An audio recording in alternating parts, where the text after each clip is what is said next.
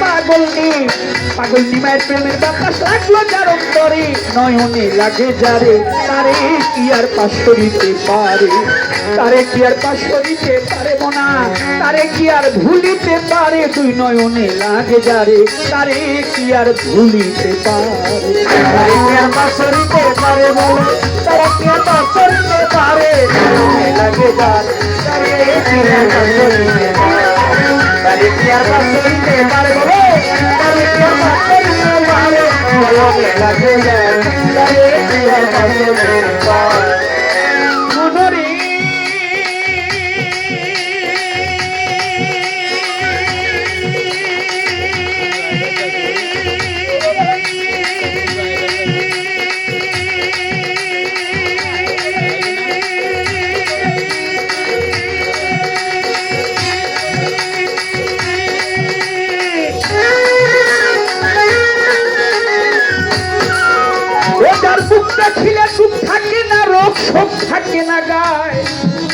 যার কথা শুনলে দুনিয়ার কথা ভুল করিয়া যায়, এমন একজন মনের মানুষ, প্রেমের মানুষ, ভাবের মানুষ পাও যদি সংসারে কি করবে জানো, তোমার জীবন যৌবন লুটাইয়া দাও, জীবন যৌবন মনা, জীবন যৌবন লুটাইয়া দাও তার চরণের উপরে, নয়নে লাগে যারে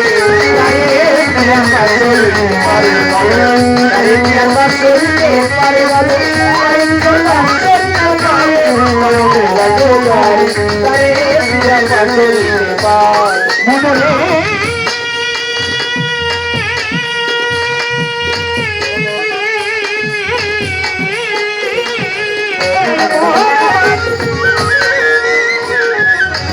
নবুয়তের বেলায় চলবে আজকে পাল্লা, সকলেই বসে বসে করেন আল্লাহ আল্লাহ, বড় ভাই মোর নবুয়তে বেলায়েত পাই আমি, জানি না আজকে রাত্রে কি করবে জগৎ স্বামী, প্রথমবারে প্রশ্ন করে কথা মন্দ না, আমি সবার মাঝে তাহার কথা গর্ব বর্ণনা আমার কাছে জিজ্ঞেস করে, জবাব দিব দলিল ধরে তিনি আমার কাছে জিজ্ঞেস করে,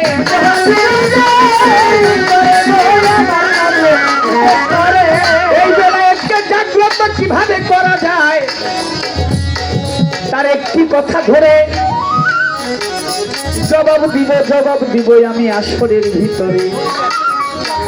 কি বলছে, একজন মস্ত বড় মাওলানা ছিল, নাম তার জালালউদ্দিন রুমি,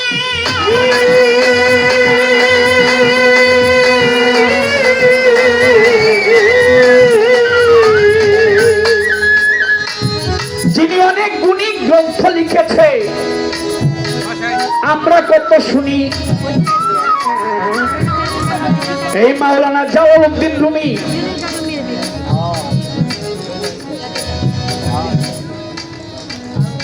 রোম শহরে ঘোরাফেরা করে পাগল একজন ছিল বাবা এই জগতের ভিতরে, নাম হলো তার শামস তাবরিজি।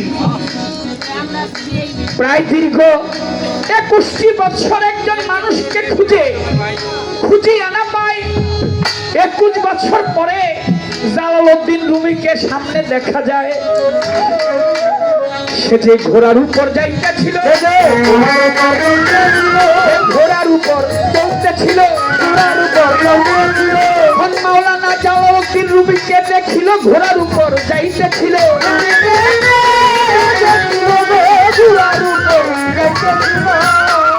একজন মানুষ ছোট আরেকজন মানুষকে খুঁজছে, কে খুঁজছে? শামস তাবরিজি খুঁজছে। কাকে খুঁজছে? একজন সূক্ষ্ম মানুষ। কেন? একটু পরেই শুনবেন কেন খুঁজছে। হঠাৎ করে দেখে পাগলটা এমন, পাগলনিমাকে আমিও দেখেছি, তার হাতের পয়সা আমি নিয়েছি ছোটবেলা। একে ছোট ছিলাম যখন, আমাদের আন্টি বাজার আমার ওই যে ধানের চাউল যে মেশিন, এইখানে বসতো, একটা শব্দ করতেন, যারা দেখেছেন শুনেছেন, বসে বসেই শব্দটা তিনি করতেন। পাগল, এই পাগলনিমা। যাই হোক, ওই পাগল গুজো হয়ে গেছে, বয়সের ভারে মাথাটা হেলে পড়েছে। আর ছোট ছোট বাচ্চারা তারে ঢিল ছুড়িয়া মারে। মাওলানা জালালউদ্দিন যাইতে ছিল ঘোড়ার উপর চড়ে, সামনে দাঁড়িয়েছে, দাঁড়াও, দাঁড়িয়েছে, চেয়েছে মাওলানা জালালউদ্দিন রুমির দিকে। পাগল শামস তাবরিজ যখন ইশারাতে চায়, সঙ্গে সঙ্গে মাওলানা ঘোড়া হইতে পড়িয়া মাটিতে লুটায়। মাওলানা জালালউদ্দিন রুমি ঘোড়া থেকে পড়ে নিচে পড়ে গেছে, জ্ঞান হারা হয়ে গেছে। জ্ঞান হারা হওয়ার পরে, হুশ আসার পরে শামস তাবরিজিকে ডাক দিয়ে বলছে, এই যে আমি আপনাকে আমার সাথে তোমার বাড়িতে নিতে চাই।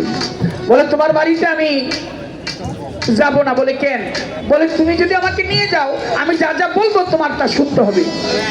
বলে আপনি যা বলবেন আমি তাই শুনবো, তবু আমার সাথে আমার বাড়িতে একটু যাবেন। দুইজনে রাস্তা দিয়া হাঁটিয়া চলিল।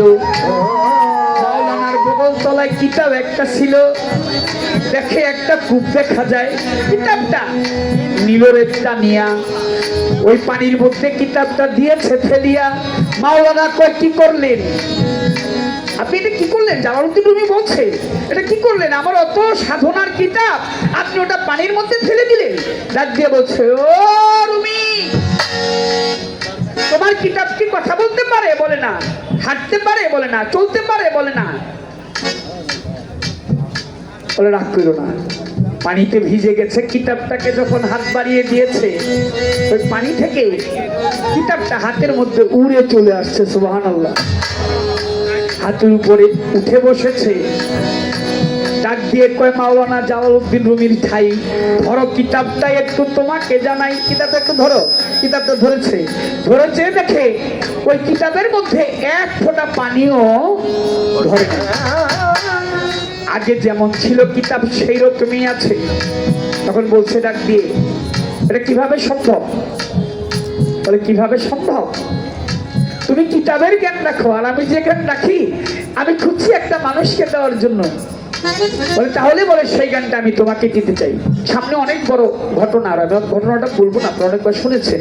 অবশেষে শামস তাবরিজি মাওলানা জালালউদ্দিন রুমিকে ডাক দিয়ে বলছে, তোমার কিতাবী জ্ঞানগুলি তুমি এখানে রেখে দাও।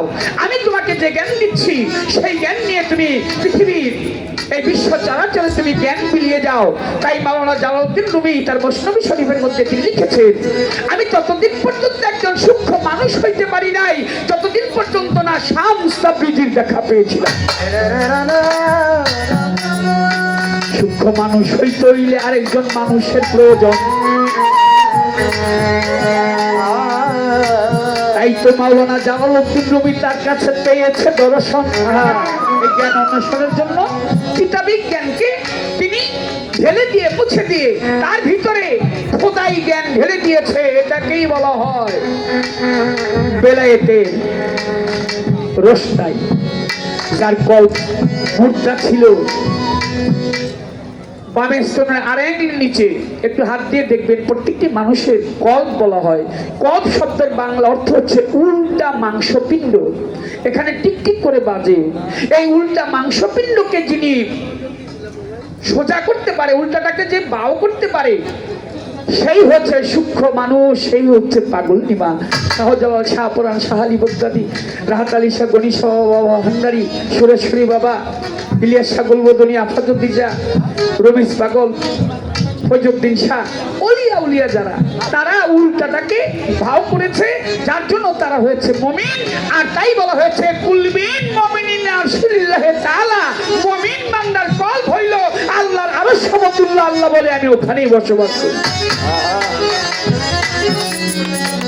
অল্প কথায় জবাব দিলাম। বলে কিভাবে বেলায়েত পাইতে পারে?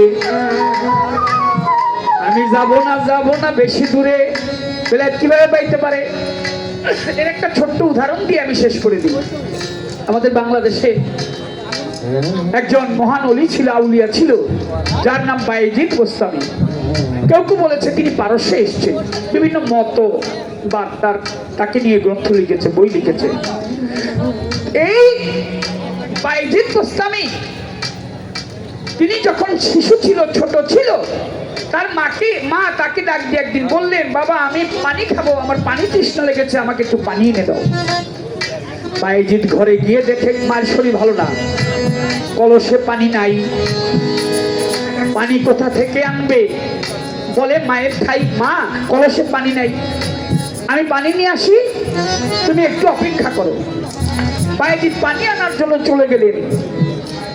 অদূর কূপের মধ্যে গিয়ে সেখান থেকে পানি নিয়ে মায়ের জন্য আসছে, এসে দেখে মা ঘুমে এসে গেছে। বায়েজিদ মনে মনে ভাবছে, মাকে আমি জাগাবো না, মা যেহেতু ঘুমাচ্ছে আমি তাকে জাগাবো না, কারণ ঘুমের মধ্যে মানুষ অনেক কিছু সংযোগে স্থাপন করতে পারে। মা যখন জাগবে, জেগেই যেন দেখে যে তার সামনে আমি পানির গ্লাস হাতে নিয়ে দাঁড়িয়ে আছি। বায়েজিদ কোন জীবনী বলে 7 বছর, কোন জীবনী বলে 11 বা 12 বছর বয়স। মায়ের শিয়রের পাশে এক গ্লাস পানি নিয়ে সে দাঁড়ায় রইলেন। ফজরের সময় আজান করেছে, আল্লাহু আকবার। সারা রাত চলে গেছে, আজানের সময় মা চোখ খুলেছে, দেখে তার ওই শিশু সন্তান পানির গ্লাস হাতে নিয়ে দাঁড়িয়ে আছে। মায়ের ডাক দিয়ে বলে, বায়েজিদ ঘুমাসো নাই? বায়েজিদ বলে, মায়ের ধারে পানি চেয়েছিলে মাগো, আমি ঘুমাই কেমন করে? মা তুমি আমার কাছে পানি চেয়েছিলে, আমি কিভাবে ঘুমাসি বলো? আমি যদি ঘুমে শেখেতাম, তুমি যদি পানি না পেতে, তোমার যদি তৃষ্ণায় কষ্ট হতো, আমি না অপরাধী হয়ে যেতাম। তাই সারা রাত্র তোমার জন্য আমি পানির গ্লাস হাতে নিয়ে দাঁড়িয়েছিলাম। মা কথা শুনে সঙ্গে সঙ্গে বায়েজিদকে ডাক দিয়ে বলেছে, তুমি আমার বুকে আসো। মা বায়েজিদকে বুকের মধ্যে জড়িয়ে ধরে আল্লাহর দরবারে 2 হাত তুলে বলেছে, আল্লাহ আমার এই 7 বছরের শিশুকে তুমি আউলিয়া খাতার মধ্যে নাম দিয়ে দাও। পৃথিবীর কোন দোয়া মেডিসিন কাজ করে না, মায়ের দোয়া বাবার দোয়া যত দ্রুত আল্লাহর দরবারে পৌঁছায়। মা দোয়া করেছে, বায়েজিদ বোস্তামি আউলিয়া হয়ে গেছে। এইভাবে পাইতে পারে। আর এই অনেক হিসাব এর আছে। খারাপ লাগতেছে নাকি আপনাদের কাছে? অল্প করেই বললাম।